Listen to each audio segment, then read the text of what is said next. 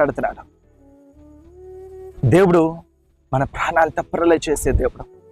అపవాది పెట్టి ఎక్కువ ఎత్తుల్లో మనం పడిపోతే మనము ఆత్మీయంగా దాహంలో ఆహారం లేక క్షీణించిపోతూ చనిపోయే స్థితిలోకి వెళ్ళిపోతాం. మనం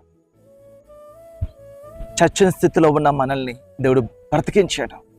ఈరోజు యెహోవా వాక్యాన్ని జ్ఞాపకం చేసుకొని ఆ వాక్యాన్ని గట్టిగా పట్టుకొని ఆ వాక్యం మిమ్మల్ని మీ కుటుంబాన్ని తప్పరేలా చేస్తుంది, బలపరుస్తుంది, లేవనెత్తుతుంది. ఎస్, ఈరోజు ఏ ప్రశ్న మీ హృదయంలో ఉన్నప్పటికీ కూడా ప్రభు మాట్లాడుతున్నాడు. ఏసే జవాబు, నేనే జవాబు అని ప్రభు మాట్లాడుతున్నాడు. నేనే, నా దగ్గర రా, నా సన్నిధికి రా, మోకరించు, యథార్థమైన వాక్యాన్ని పట్టుకో, చదువు, నీ జీవితం మారలేదు. ఈరోజు ప్రాక్టికల్గా ఇక్కడ ప్రతి ఒక్కరితో మాట్లాడుతున్నాడు. పట్టుకోండి, ఈ క్షణమే ప్రార్థించండి. నేను దేవుడు మీ జీవితాన్ని మార్చిపోతున్నాడు. దేవుడు కొద్ది మాటలు దీవించును గాక.